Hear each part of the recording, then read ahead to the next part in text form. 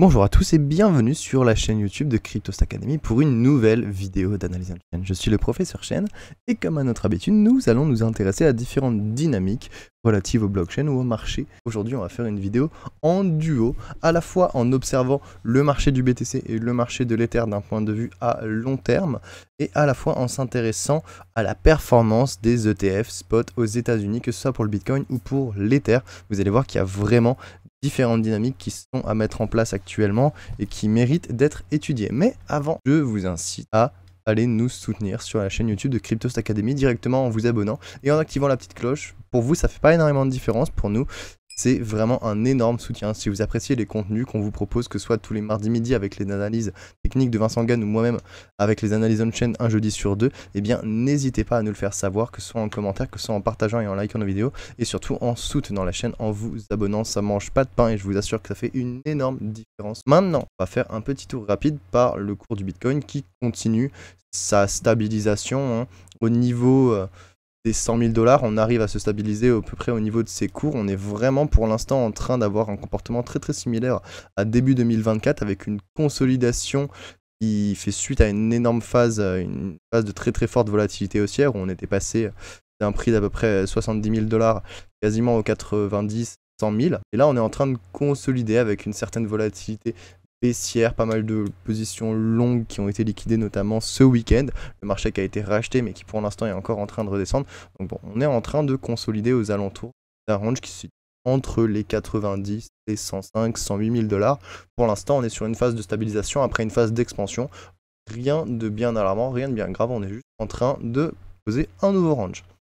Maintenant, au-delà de l'action de prix à court terme, qu'est-ce qui se passe sur l'action de prix à long terme? Et on va pouvoir avoir des informations très intéressantes grâce au ratio MVRV. Le ratio MVRV qui mesure la différence, l'écart en fait même, entre le prix du Bitcoin et le prix moyen d'achat de l'investisseur en Bitcoin, ce qui nous permet de savoir à peu près quel est le taux de rentabilité latente du marché. Ce ratio a des valeurs très basses lorsque la rentabilité latente est faible, voire négative, ce qui nous signale qu'on est proche des points bas des marchés baissiers. Et le ratio MVRV enregistre des valeurs extrêmement hautes lors des sommets de marché haussier, lorsque la rentabilité latente de l'investisseur est très élevée et qu'elle va l'inciter à réaliser des profits. Donc, dans ce cadre d'analyse, le marché du Bitcoin s'inscrit dans une tendance haussière à long terme, évidemment, avec un marché qui a été initié en 2023. Donc on peut dire qu'on a commencé vraiment le début de la hausse après la consolidation de l'année 2023. On a commencé la hausse vraiment vers octobre 2023 aux alentours des 33 000 $. Actuellement, on a fait x3 déjà depuis dans l'ensemble. Et donc la hausse se poursuit et le prix actuellement consolide aux alentours des 100 000 $, et donc le fameux MVRV qui mesure la rentabilité moyenne de l'investisseur. On peut en faire une étude statistique avec différents paramètres que je vais vous présenter ici. En bleu, on a la moyenne cumulée de toutes les valeurs du MVRV qui va servir de base de référence, donc c'est la moyenne de l'indicateur littéralement, et ça nous permet aussi d'avoir une frontière entre les biais haussiers, les régimes haussiers et les régimes baissiers du marché. Quand on se situe au-dessus de cet indicateur, de cette borne bleue, on est dans un bull market. Lorsqu'on se situe en dessous, on est en bear market. Je vous laisse vérifier par vous-même avec les valeurs que vous pouvez voir ici à l'écran. Ça fonctionne très bien pour savoir à quel moment on est sur un bull market sur le long terme, ou plutôt quand on est sur un bear market sur le long terme, pendant une période momentanée plutôt, parce que les bear markets durent jamais plus qu'un an, voire un an et demi. Historiquement, les bear markets durent à peu près un an pour ce qui concerne le BTC. Maximum un an et demi. Donc là on a la moyenne de référence qui est très importante, elle nous permet de définir un seuil, une valeur de référence très importante. Ensuite on a l'écart type à plus 1 sigma au-dessus de la moyenne cumulée qui mesure un profil latent assez important qui marque les phases avancées des marchés haussiers. Donc c'est ce que vous pouvez voir ici en 2017 ou ici aussi en 2021 ou même les touchettes qu'on a eues en 2024 plusieurs fois, d'abord durant les mois de février à mars 2024 qui ont marqué le sommet des 73 000 $, puis ensuite entre novembre et décembre 2024 qui ont marqué le sommet des 100, 100 000, 110 000 $ à peu près. Ensuite, on a encore une borne au-dessus qui est l'écart type à plus 2 sigma au-dessus de la moyenne cumulée. Donc là, vraiment un écart type qui est très élevé au-dessus de la moyenne cumulée, qui n'est visité que très rarement et qui signale un profil latent extrême qui marque les phases de saturation des marchés haussiers, donc les périodes où le prix est en train d'atteindre son maximum et il y a peu de chances qu'il aille progresser plus longtemps au-dessus. Clairement, là, on est sur les phases où le top de marché haussier va être provoqué, entre guillemets, va se manifester. Et vous voyez bien que pour la situation actuelle, nous ne sommes pas du tout encore dans cette zone. Et bien sûr, on a aussi l'écart type A-1 sigma qui va nous permettre de mesurer une perte latente assez importante qui va marquer les phases finales des bear markets. Donc cet indicateur est très intéressant. Son étude statistique permet d'avoir une lecture particulièrement limpide de l'action de prix à long terme du marché du BTC. Et qu'est-ce qu'on voit actuellement? On voit qu'on est à peine en train de tester la borne statistique à +1 sigma et qu'on est très loin d'aller chercher la borne de sigma qui se situe à peu près à 3,4. Donc il faudrait actuellement que le prix du BTC soit supérieur à x3,4 vis-à-vis du prix réalisé pour qu'il atteigne une phase de saturation très importante. Le prix réalisé étant situé aux alentours des 40 000 $, si on fait 3,4 fois 40 000, on tombe à peu près sur quelque chose à peu près au-dessus de 150 000 $ grosso modo. Donc pour avoir une phase de saturation majeure du prix du BTC, il faudrait au moins que le BTC soit aux alentours des 150 000 $. Ça veut dire qu'il y a encore un potentiel de hausse, et à peu près aux alentours des 100 000 actuellement, de plus 50%. Tout ça pour dire qu'on est encore très loin d'avoir fini le cycle haussier actuel et qu'il y a encore une bonne performance à aller chercher pour ceux qui en auraient l'occasion et pour ceux qui se demandent est-ce qu'il est encore trop tard. Évidemment, c'est plus intéressant de se positionner sur les périodes où le MVRV est particulièrement bas, notamment lorsqu'il touche la borne verte. C'est vraiment les périodes où il y a vraiment un risque très faible et on est vraiment sur les valeurs les plus importantes et les soldes les plus alléchantes. Mais bon, il n'est pas encore trop tard non plus parce que, comme vous le voyez, on n'est pas encore sur la borne statistique la plus haute, donc on a encore un petit peu de perf à aller chercher. Pas trop tard, bien que le train soit déjà parti. Maintenant qu'on a observé le marché du Bitcoin dans son ensemble, on va s'intéresser un peu plus aux ETF et à l'absorption des ETF vis-à-vis de l'offre de Bitcoin. Donc les ETF Bitcoin Spot aux États-Unis, ils ont attiré beaucoup d'attention au cours de l'année 2024. Ils ont servi de catalyseur à l'action de prix et ils ont apporté beaucoup de volume de liquidité vers les marchés du BTC. On concentre aujourd'hui à peu près 1,2 million de Bitcoin au total, 1,7 million précisément, ce qui est quand même énorme. Il faut savoir que à peu près la moitié, un petit peu moins, 45% de tous les fonds qui sont injectés sur les ETF Bitcoin Spot aux États-Unis, eh bien ils sont détenus par le fonds BlackRock. BlackRock qui détient à peu près 585 000 BTC à l'heure actuelle. Et il faut savoir que BlackRock a aussi dépassé Grayscale depuis à peu près juin, je me semble. Voilà. Si on regarde ici, on a fin mai, début juin, BlackRock qui dépasse BTC en termes de gestion d'actifs vis-à-vis de Grayscale. Donc à peu près ici, vous voyez les deux, entre 280 et 270 000 BTC. On passe en juin et hop là, début juin, là vraiment, BlackRock dépasse Grayscale. Grayscale qui d'ailleurs maintenant, qui était à l'origine donc le plus gros détenteur institutionnel de BTC, qui se voit désormais relégué à la 3e position parce qu'il n'est pas seulement derrière BlackRock, actuellement il est aussi derrière Fidelity. Fidelity qui détient à peu près 211 000 BTC, alors que Grayscale, j'ai dit BlackRock tout à l'heure, excusez-moi, alors que Grayscale, eh bien il en détient 200 000. Et ça c'est arrivé assez récemment, hein. C'est arrivé aux alentours de la mi-janvier, donc à peu près aux alentours du 13-14 janvier, Fidelity a dépassé encore une fois, excusez-moi, pas BlackRock, Fidelity a dépassé Grayscale en termes d'actifs sous gestion. Il faut savoir aussi que ces 3 ETF représentent à eux seuls à peu près 80% des avoirs totaux des ETF Bitcoin Spot, ce qui est assez énorme, qui représente grosso modo à peu près 6% de l'offre de Bitcoin en circulation. Maintenant, pourquoi est-ce que Grayscale a perdu sa dominance, d'abord dépassée par BlackRock, puis ensuite par Fidelity récemment?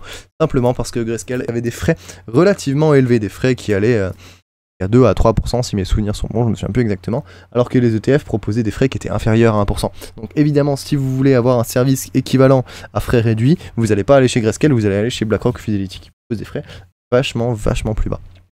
Et c'est une des raisons pour lesquelles Grayscale a ensuite fait son ETF mini, ou à lui des frais plus intéressants. BlackRock et Fidelity avaient déjà absorbé énormément de capital du niveau des clients et du coup le bouche à oreille faisant ce qu'il est et l'influence de BlackRock et de Fidelity sur les marchés traditionnels étant ce qu'elle est, eh bien ils ont pris le dessus et je pense que ça va être très difficile pour Grayscale, à part avec un gros coup marketing, d'arriver à réduire la voilure et à faire en sorte de récupérer sa dominance. Pour moi sa dominance est perdue.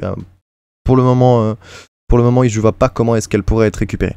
Voilà qui fait le tour de la dynamique d'absorption des ETF spot aux États-Unis pour Bitcoin, donc qui détiennent à peu près 6% de l'offre de Bitcoin en circulation, à peu près 1,2 million de BTC, ce qui est particulièrement considérable, hein. Une autre étude qui peut être intéressante à mener vis-à-vis des ETF, c'est grâce à l'horodatage des entrées des capitaux vers les ETF, on peut estimer grosso modo le prix moyen d'achat par ETF, et donc on peut essayer d'évaluer la rentabilité moyenne des investisseurs. Ici j'ai basé mes calculs avec un prix du Bitcoin aux alentours des 96 000 $. Je sais qu'actuellement il est peut-être un petit peu au-dessus, un petit peu en dessous, on est peut-être vers 97 à l'heure où je tourne cette vidéo mercredi. Dans l'ensemble, c'est pas très important, voilà, c'est juste pour que vous sachiez quelle est la base de référence que j'ai utilisée, 96 000 $ à peu près.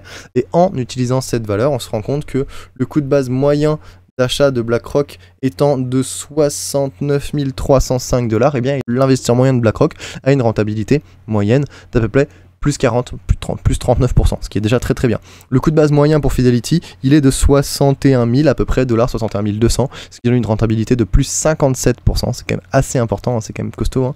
Et le coût de base moyen de Grayscale, qui était un des premiers à investir, évidemment est plus bas et il se situe aux alentours des 57 800 $, ce qui donne une rentabilité moyenne de plus 68%.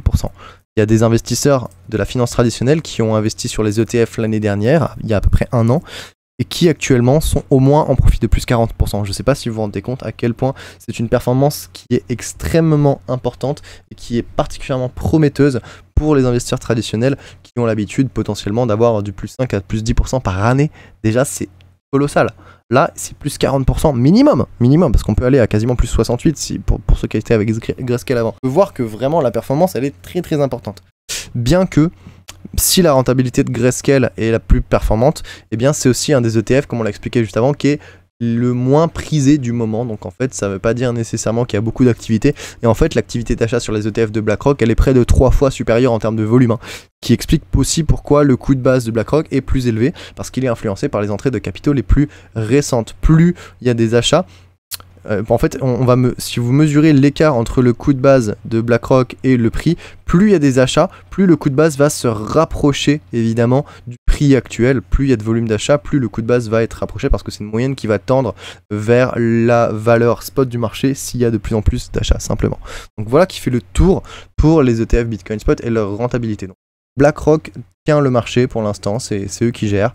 Fidelity vient de dépasser Grayscale là vraiment il y a quelques semaines.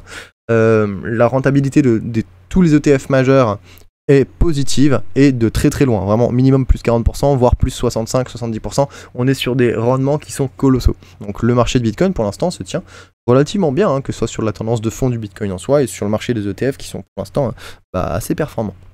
Maintenant on va s'intéresser à l'Ether. L'Ether qui offre pas tout à fait la même perspective, qui offre pas tout à fait les mêmes couleurs, et vous allez voir que ça va avoir un impact sur les ETF Ether évidemment.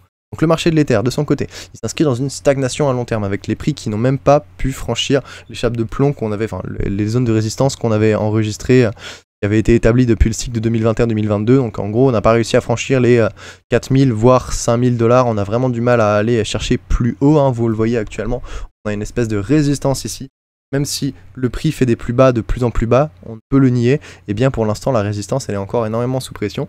Et si un jour elle doit être franchie, je pense que ça va amener une énorme volatilité haussière, mais pour l'instant on n'en est pas encore du tout là. Donc par conséquent le ratio MVRV de l'Ether il est plutôt bas, hein, il oscille aux alentours de la moyenne historique, et on voit bien qu'il n'est pas du tout allé chercher les bandes statistiques supérieures qui pourraient montrer des signes d'échauffement mineur puis ensuite majeur. Là on n'est vraiment pas sur cette zone là, on est sur un prix qui est proche de sa valeur de référence, et dans ce cadre d'analyse là en fait on peut se rendre compte que le marché de l'Ether il est ni surévalué ni sous-évalué, il est au niveau de sa moyenne en fait, donc il est juste en train de stagner, il oscille littéralement sans établir de tendance claire pour le moment.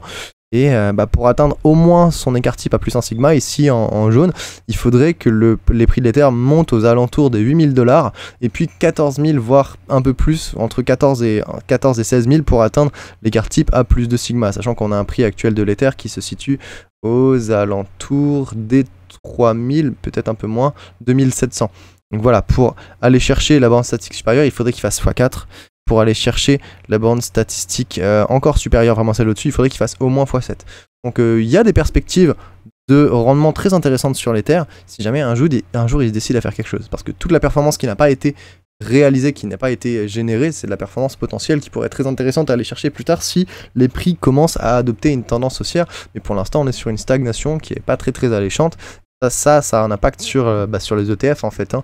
Les ETF Ether qui ont été lancés au spot en août 2024, ils ont attiré relativement peu d'attention au final, ils enregistrent des entrées plutôt faibles, avec même des sorties nettes de Grayscale durant les premiers mois après sa conversion. C'est-à-dire que lorsque l'ETF de Grayscale a été converti, a été sorti en même temps que ceux de BlackRock, Fidelity et les autres, eh bien, il y a des vendeurs en fait, il y a des gens qui sont dit bah moi je vais sortir de l'Ether, je vais utiliser l'instrument de Grayscale pour vendre ces positions là et moi je veux récupérer mon cash en fait.